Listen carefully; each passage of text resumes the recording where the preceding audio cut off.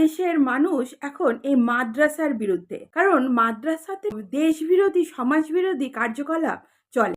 আমাদের দেশের সংবিধানের ৩০ নম্বর আর্টিকেলে বলা হয়েছে যে যে কোনো সংখ্যালঘু সম্প্রদায়ের মানুষ তাদের শিক্ষা সংস্কৃতি বিস্তারের জন্য তাদের নিজস্ব ধর্মীয় মতবাদ অনুযায়ী শিক্ষা প্রতিষ্ঠান স্থাপন করতে পারে।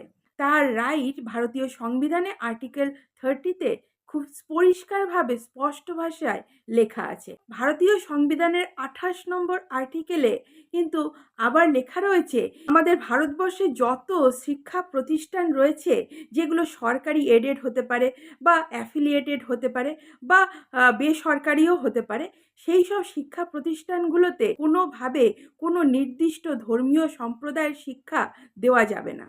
সেটা সরকারিভাবে এবং আইনত অপরাধ। এইখানেই কন্ট্রাডিকশন যে আর্টিকেল 30-তে সংখ্যালঘু মানুষদের জন্য নিজস্ব শিক্ষা প্রতিষ্ঠান তৈরির অধিকার কনস্টিটিউশন দিয়ে।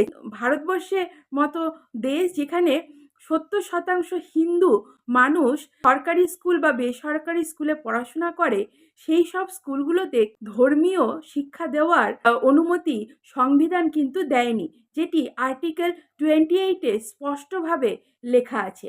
এখানেই কন্ট্রাডিকশন যে সংখ্যালঘু যারা রয়েছে, সংবিধান অনুযায়ী আইনত এই মাদ্রাসা তৈরি করা কিন্তু স্বীকৃত। সংখ্যাগরিষ্ঠ হিন্দু যারা রয়েছে তারা তাদের শিক্ষা প্রতিষ্ঠানে ভগবদ্গীতা, পুরাণ, রামায়ণ, মহাভারত পড়াতে পারবে না। সেখানে সেই অনুমতি ভারতীয় সংবিধান দেয়নি। কেন দেয়নি? এখানেই প্রশ্ন। সেকুলারিজমের ডেফিনেশন অনুযায়ী আপনাকে হিন্দু বিরোধী হতে হবে। কোথায় যেন আমাদের সংবিধানও কিন্তু এই বিষয়টাকে প্রশ্রয় দিয়েছে। ভারতবর্ষে যদিও মাদ্রাসার বিরুদ্ধে অনেক কথা উঠছে, কিন্তু এই মাদ্রাসা কিন্তু কনস্টিটিউশন অনুযায়ী লিগ্যাল। তাই আমরাও তো পারি আমাদের স্কুলগুলোতে গুরুকুল খুলতে, বা ক্রিশ্চানরাও তো পারে তাদের ইংলিশ মিডিয়াম কনভেন্ট স্কুলগুলোতে ক্যাথলিক খুলতে।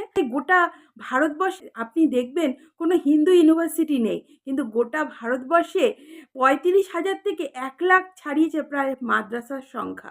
সরকার অনুমোদিত 1155টি ইসলামিক কলেজ রয়েছে এবং সরকার অনুমোদিত 23টি ইউনিভার্সিটি রয়েছে আমাদের ভারতবর্ষে।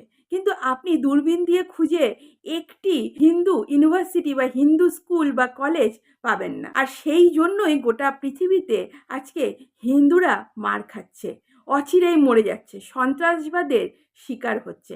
তাই শুধু মাদ্রাসা বন্ধ করলে চলবে না, তার সাথে সাথে সংবিধান সংশোধনেরও প্রয়োজন আছে। আপনি যদি একমত হন অবশ্যই কমেন্টে লিখে জানান।